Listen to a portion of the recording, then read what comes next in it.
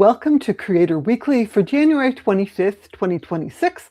I'm Peggy Kay, and this week there are some big updates for TikTok, YouTube, Substack, X, Threads, Google Vids, and a bunch more.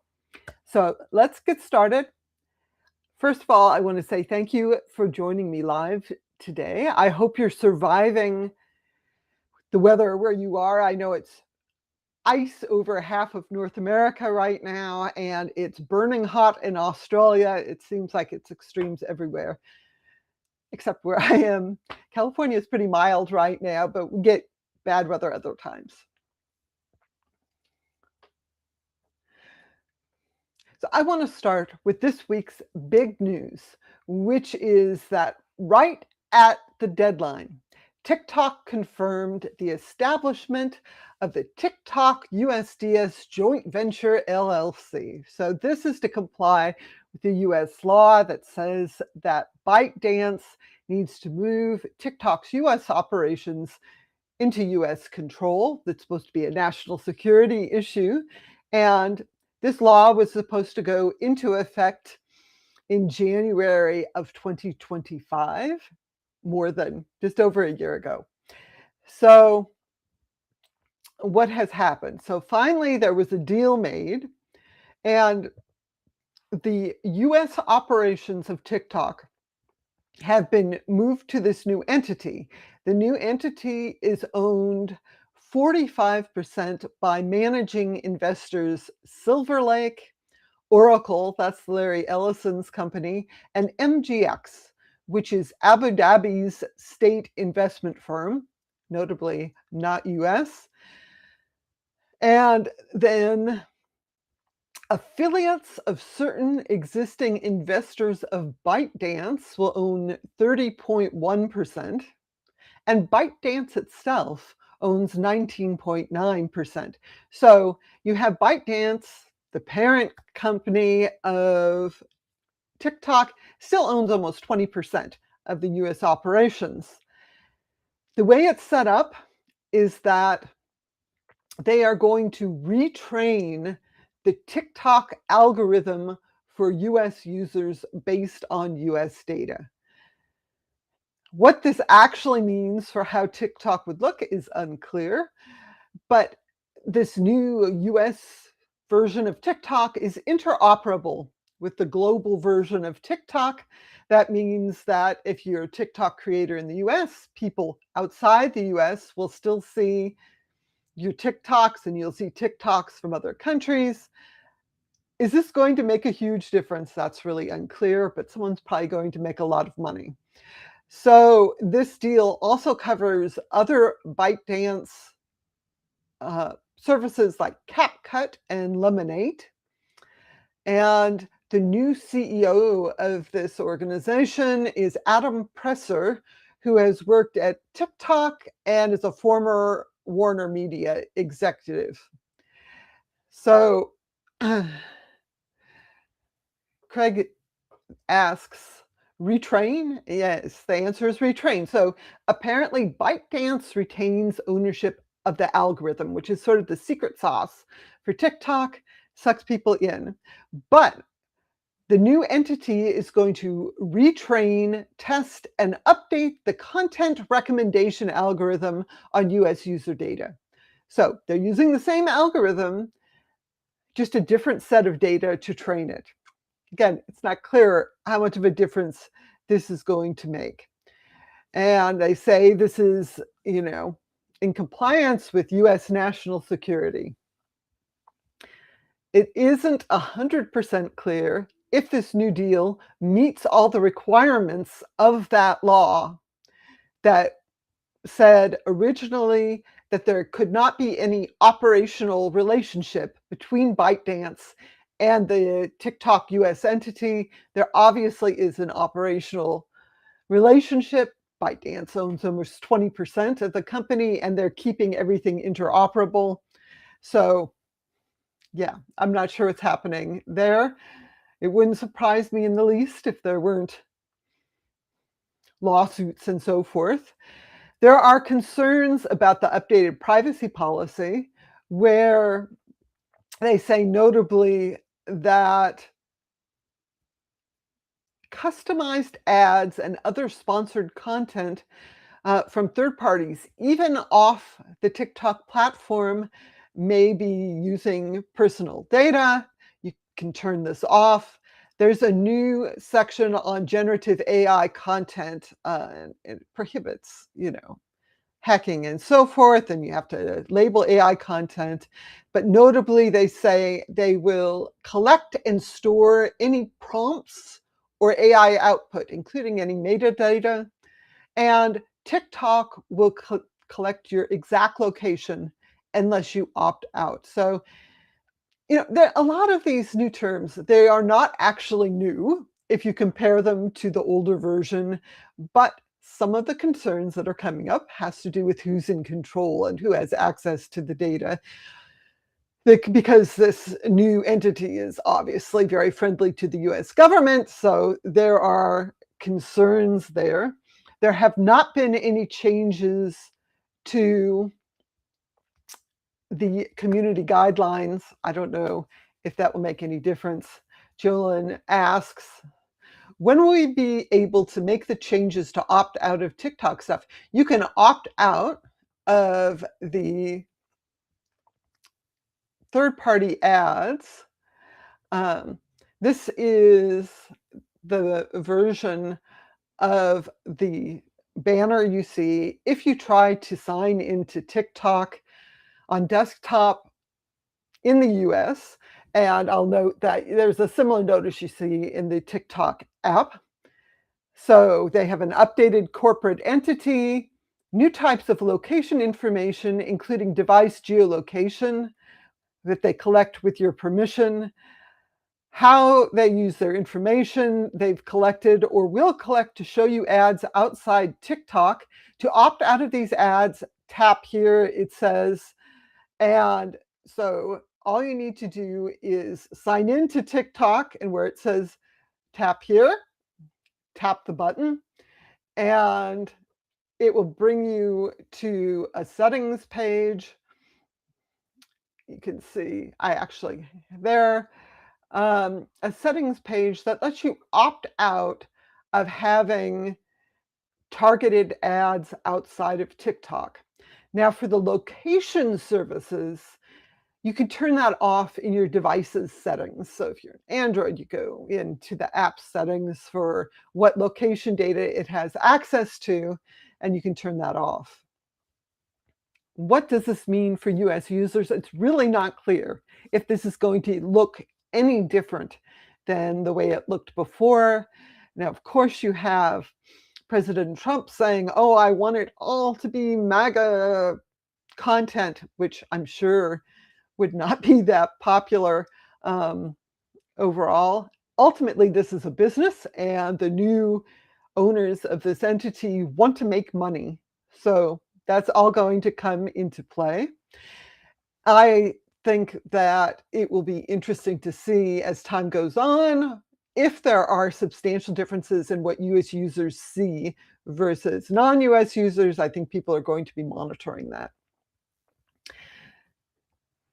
The other big news this week is that, as is custom, YouTube CEO Neil Mohan published an overview of the platform's plans for 2026.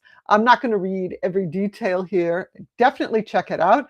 It's in this week's edition of the newsletter. You can get that in the description of the video. And be sure to subscribe if you want to get it into your email inbox every Saturday. So there are 4 broad areas that YouTube is going to be focusing on in 2026. Reinventing entertainment. Creators are the stars in studios. And so there's a lot of creators that are going Hollywood, but the difference between YouTube creators and the more traditional media is that they hold the keys to their own production and distribution. And as YouTube says, the only limit is their imagination. So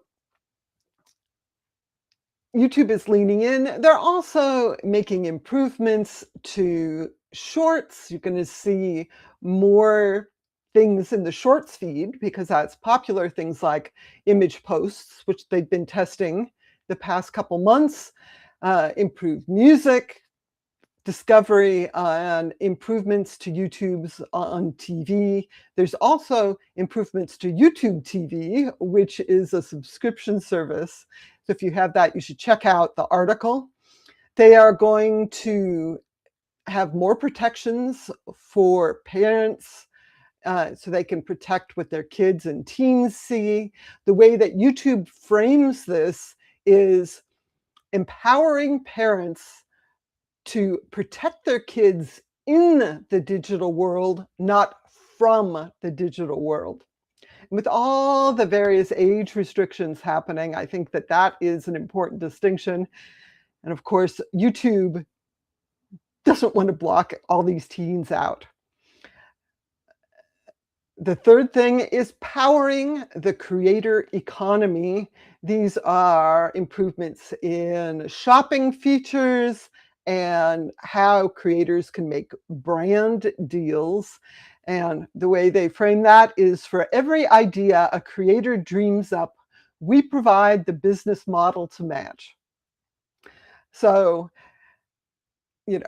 if you are monetizing, there may be more options in the coming year. They want to build a diversified creator economy beyond ads, because ads are not consistent getting paid.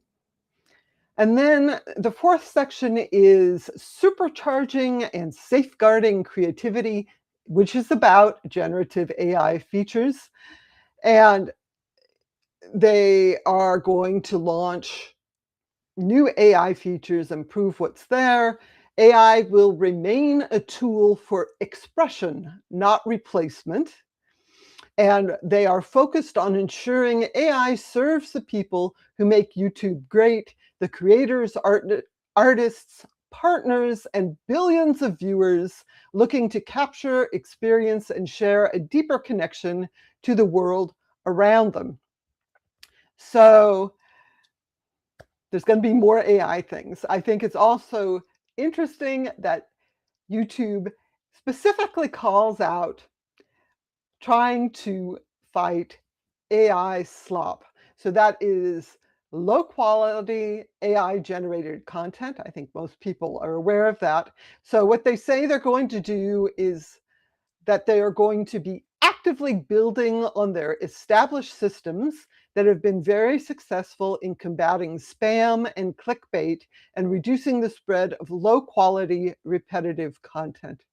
Now, whether this actually works to reduce the amount of AI slop is a good question. The biggest issue with AI slop is not that it's a new thing, that there's low quality, low effort content, that's always been around, but that these generative AI tools that are out there let people publish this at high volumes really easily. And so it's just a flood. And that makes it harder to fight, I think. And it's also kind of interesting. There's this tension between, fighting the AI slop and then Google and YouTube providing all these generative AI tools that, in theory could be used to make AI slop. So it's a war, right? And we'll see what happens in 2026. I'll note that these focuses for 2026 are not really significantly different than what they were focused on in 2025. So more of the same, but maybe better. The other big update for YouTube this week is that they are making it simpler to manage your videos in the main YouTube app. And what you'll see is that if you go to the U list menu in your YouTube account, in the YouTube app, and you tap your videos, instead of there being a specialized list of your videos, it's going to take you to your channel. It's the same thing if you upload videos through the YouTube mobile app. you're going to land on your channel and those tabs that have your videos and your shorts and so forth. So if you want to actually edit those, you now have to tap the little three-dot menu icon on the videos, and you'll see the edit option. So basically, instead of there being multiple entry points for your list of videos in the app, there's just one, it's your channel, and that's where you'll land. The other change that they are making is that in the YouTube Studio app and the main YouTube mobile app, the video settings list has been simplified. So you can see here, this is screenshots I took. Instead of there being a full list of all the settings, instead there's just a couple settings and then it says show more. So most of it is hidden. I guess that's not to intimidate people who are only using the most basic settings like visibility, setting whether it's unlisted or private or public. YouTube says this is to make managing content more intuitive, lightweight, and accessible. So be aware of that. These changes are going to affect you if you upload and manage your videos on mobile. So I'm going to switch gears now to a few other updates. On Twitch, they are updating their custom discount promos for partners and affiliates. This lets monetized streamers run their own promotions. And Twitch is going to allow more promotional time and promo tokens, make it easier to start a promo, and there's reduced restrictions around starting your own promotion before there's a Twitch-wide promotional event. So this make it easier for monetizing streamers to run their own promotions, which is kind of nice. And then a very interesting update from Substack. Now, I still think of Substack as a newsletter platform, but it's not really. It has newsletters, but they just launched the Substack TV app. That is not for reading newsletters on your television. I suppose that would be weird. This is for video posts and live streams and watching those on your TV. We're seeing this shift. Of course, YouTube has been big on televisions now for a few years, but just a few months ago, Instagram launched their own TV app. Substack has their TV app. I think we're going to see more of that because they're realizing people want to watch videos and live streams in their living room on the biggest screen. And I kind of suspect that some of that is because people like communal watching as well in their living rooms. So this is a big update. If you use Substack and watch the videos there, you can get this app for Android TV and, for Google TV and Apple TV. I don't know. It seems weird to me, but I don't watch any videos from Substacks. I just subscribe to email newsletters, which I guess is old-fashioned now. But Substack really has turned into this sort of everything platform. They want to lock people in. The other update I think is really neat is that Google Vids, Google Workspace's integrated video editor, now lets you add styled animated captions that synchronize with the video. This is available in 30 languages, and it's really easy to use. You have your video in Google Vids, that's vids.google.com. And if there's someone talking, Google may generate a transcript for that. You click the captions icon on the menu on the right-hand side, and then that lets you choose what style you want. It's all done automatically. Now, Google says that this is for Google Workspace accounts or personal accounts with an AI subscription, but I will note that I have the captions feature in an account that doesn't have any of those subscriptions. it may be that free personal accounts can do this in a limited way. That's how they've managed other generative AI features. Uh, some of them are not available to personal accounts. Other features are available, but you can only use them like 10 times a month or something like that, which I suspect is what we're seeing here.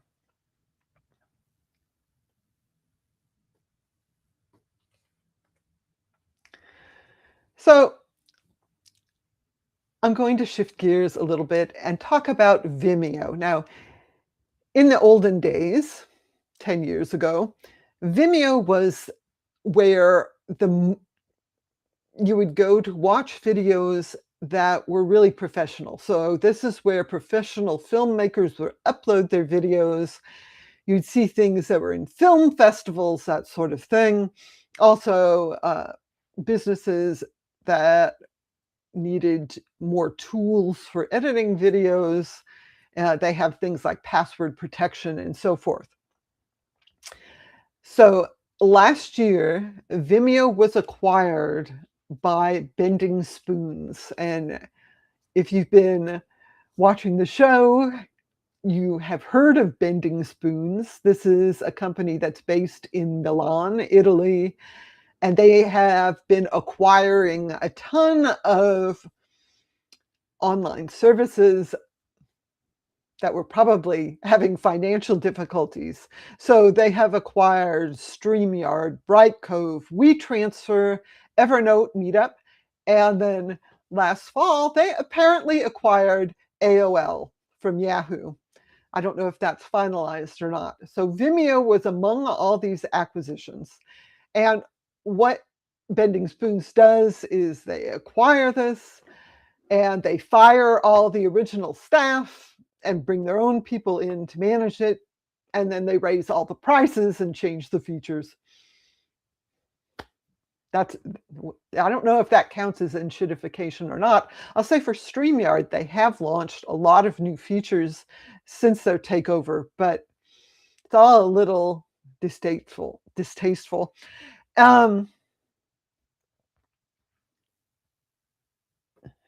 Jalen says, yep, AOL is also a part of BS now. Yeah, I should always call them BS. And Andrew says, Bending Spoons has been on a buying spree lately. They have indeed. I think that that's what makes this especially notable, that they've acquired so many of these sort of venerable platforms. So, not surprisingly, what came out this week is from a Vimeo engineer, I should say, a former Vimeo engineer who left last year, I think. They said they're reviving their X account to note that almost everyone at Vimeo was laid off yesterday, including the entire video team. If you're looking for talented engineers, there are a few on the market. Again, this is not a surprise. This is what the Bending Spoons is going to do. But it's a sad thing, I think. And there's obviously a lot of knowledge lost when you fire all the engineers. And it's not clear what's going to happen to the users and how their accounts are going to change. It's interesting also this week that Vimeo announced they now offer integration with Google Meet. So you can connect your Google Meet account, and if you do recordings in Meet, you can have them go automatically into your Vimeo account for editing. It seems like that's the direction the platform is taking for enterprise customers, businesses, rather than, artists and filmmakers. Just a few notes. StreamYard added new professional visual filters. You can really tweak how your webcam stream looks. And if you use Restream, which is what I'm using, you can now enable monetization on your YouTube live stream video from inside Restream Studio. You don't have to go into the YouTube settings to turn that on. That's just a small update that makes it more convenient. And an interesting update from X. This may sound familiar, but X has launched Starterpacks, which apparently is just all one word. And very similar to what Blue Sky launched a couple of years ago as a way to discover new accounts. And what X is saying is that they scoured the world for the top posters in every niche and country and put them together as these starter packs. But I think this really misses what makes the Blue Sky starter packs really compelling to me, is that these are created by other users. They tend to be very specific, very niche, and kind of vetted, right? So if you trust someone, if you trust my taste, follow a starter pack I made saying these are the people I recommend. And this is, of course, just made by X. Do you trust X to put together lists of people to follow? I'm not sure I would. Kind of amusing, I read Social Media Today. Andrew Hutchinson is the writer there. And he notes a couple things. First of all, that meme coins is one of the topics here, even though they've been fighting meme coin spam on X a lot, and it tends to be kind of scammy. And he says that this feature could be totally relevant for some niches like conspiracy theorists or morons or both. So you can see where he's coming from. Not a high opinion of what's happening on X. And I don't trust X. Do you really trust that Elon Musk is going to see these starter lists and not try to fiddle with who's in them? I suspect not. Interestingly, there's also a thing going on X right now. It's like the most popular long form article will get $1 million. So, this is for the month of January. It's based on engagement from people who have X premium accounts. So that obviously is biasing who the audience is. It'll be interesting to see who wins that. It's probably going to be, something like how wonderful Elon Musk is, or something political and so forth. So I think that X may be struggling a little with US audiences, at least. It's going to be hard to build any trust there. I noticed you guys in the chat saying that you don't use X anymore, or you've closed your accounts. I still have an account there because a lot of businesses still post all their updates on X, and they've made it so that if you're not signed into an account and you open a profile on X, you don't actually see the post in chronological order. There's some algorithmic way that they sort them. So if you want to see the latest updates, like from YouTube or Twitch or anything announced on X, you have to be signed in. Although I haven't been posting there in quite a while.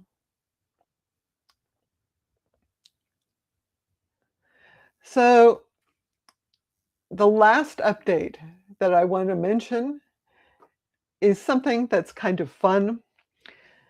There is a new feature for Google Photos in the US that's called Me Meme. It lets you combine your own photo with a template and make a meme. Supposedly, of course, this uses generative AI, like all these things. I was hoping so much that this would be rolled out to me so I could post something fun here, but no. At least as of last night when I checked, I definitely don't have this feature yet. But if you're in the US, you should check your Google Photos options for creating new items and see if you have the Me Meme feature. So those are all the updates I want to cover this week. Thank you so much for joining me. And I hope you all stay safe and warm wherever you are, or alternatively, if you're in Australia, that you stay cool. Just crazy weather right now. I will see all of you next Sunday. Thanks for joining me.